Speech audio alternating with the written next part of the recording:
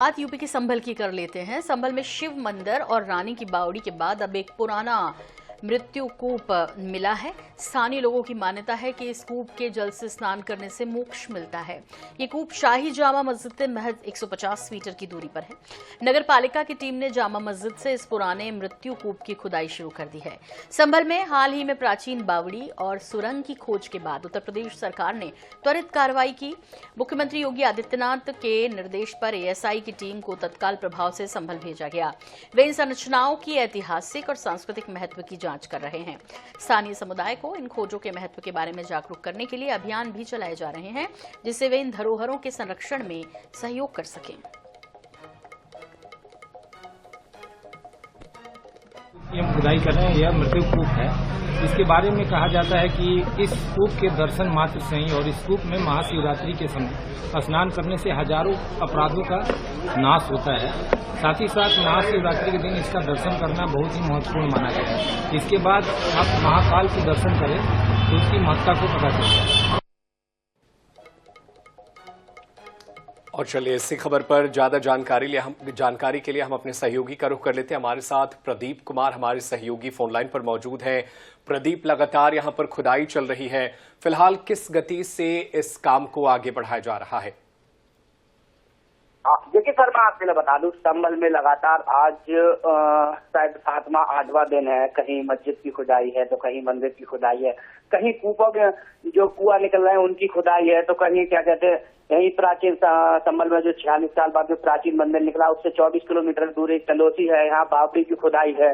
तो लगातार देखिए संभल में लगातार यहाँ 22 कुआं निकल रहे हैं। लगातार कुआं एएसआई की टीम भी लगातार संभल में यहाँ पर जांच सर्वे कर रही है। अभी तक यही समझ नहीं आ रहा है जांच में क्या आदेश मिल रहा है, क्या नहीं मिल रहा है। तो अभी भी देखिए आज भी एक बावड़ी कुआं है यहाँ पे जो खुदाई है। पृथ्वीराज चौहान की जो राजधानी बोली जाती है संभल, यहाँ पृथ्वीराज चौहान का जो चूर कुआं है उसकी खुदाई चल रही है अभी भी यहाँ पर। बिल्कुल प्रदीप कुमार, लगातार खुदाई तो चल रही है, स्थिति कैसी है, सुरक्षा व्यवस्था कैसा है? क्योंकि जहां ये चीजें चल रही हैं, अभी जामा मस्जिद से 100 मीटर के आगे पर मृत्यु कूप मिला है, तो वहां पर सुरक्षा व्यवस्था के क्या इंतजाम है ताकि किसी भी तरीके से माहौल न बिगड़े?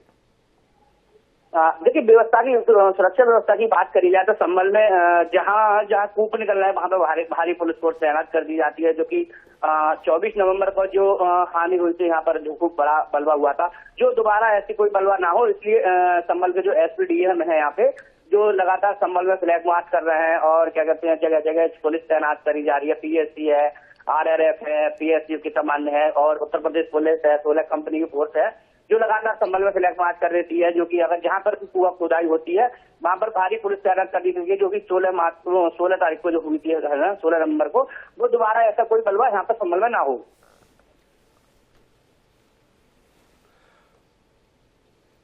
प्रदीप कुमार, आप हमारे साथ बने रहेगा। हमारे साथ जमील अहमद खान फोन लाइन पर जुड़े हुए हैं, उनका रुख कर लेते हैं।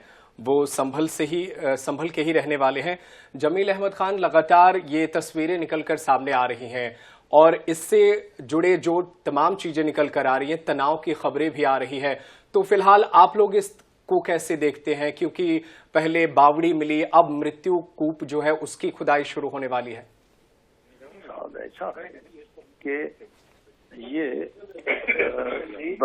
इसकी जगह के डेवलपमेंट का काम होता, लॉ एंड ऑर्डर के इस तरह की हालात पैदा किए जा रहे हैं जैसे कि उधर सन 85, 86, 87, 92 तक रहे। तो ये उस तरह का हालात जो है ये हमारे देश के लिए अच्छे नहीं है और देशवासियों के लिए भी अच्छे नहीं है।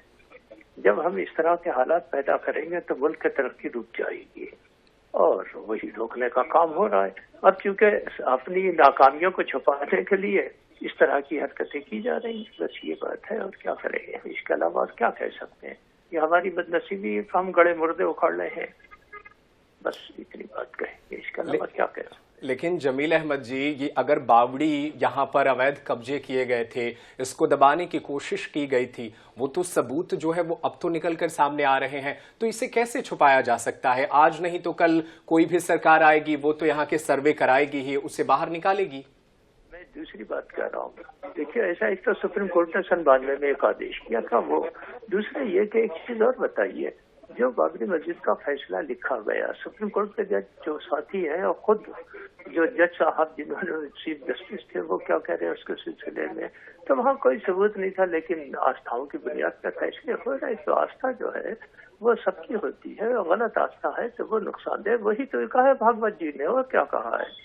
भागवत जी एक समझदार आदमी है, और इतने बड़े एक संगठन जो का 100 साल जिसको सन 25 में होने जा रहे हैं, उसके सरबराह है, उसके सर्वा है, जिसका के पूरी दुनिया में शाखाएं फैली हुई है। तो भागवत जी की जब नहीं मानेंगे तो फिर किसकी मानेंगे हम।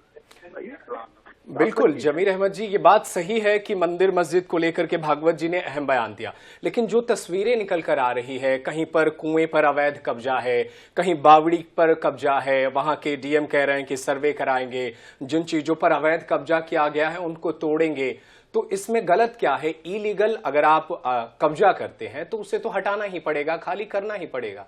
देखिए ऐसा है कि आपको एक चीज बताएं, आप जरा, मैं गया हूँ, चूंकि मेरा देखा हुआ पंजाब, हरियाणा, खुद दिल्ली के अंदर मस्जिदों पे कब्जा है, उसका तो मैंने गाय बंदी देखी है, मैंने उसमें लोगों को रहते हुए देखा है, वो भी तो कब्जा है। लोग कमरे की तरह उसको इस्तेमाल कर रहे हैं, गाय पाल रहे हैं, घरों की तरह इस्तेमाल कर रहे हैं।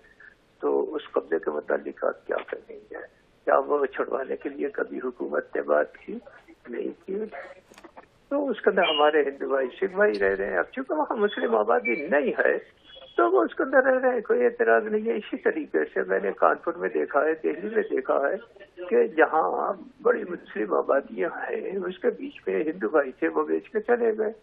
अब वहाँ अगर कोई मंदिर था तो वो उन्होंने, अच्छा बहुत सारे मंदिर तो घरों के अंदर थे, लोगों से घर खरीदे तो वो मंदिर भी उसके अंदर खरीद लिया गया। ये हुआ तो वही हो रहा है। अब उसको अगर हम नफरत की बुनियाद बना लें और आपस में समाज के बंटवारे की बात कर लें तो वो हमारी बदनसीबी होगी। बहुत शुक्रिया जमीर अहमद खान साहब, हमारे साथ जुड़ने के लिए, वक्त देने के लिए, हमारे दर्शकों के बीच अपने विचार रखने के लिए बहुत शुक्रिया। हमारे सहयोगी का भी, प्रदीप कुमार का भी, आप वहां पर नजरें बनाए रखिएगा, आगे भी आपसे जानकारी हासिल करते रहेंगे। तो संभल की ये तस्वीरें आप तक पहुंचा रहे हैं जहां पर लगातार खुदाई जारी है और एक के बाद एक सर्वे टीम को, एएसआई को नई नई चीजें मिल रही हैं और लगातार वहां पर खुदाई जारी है।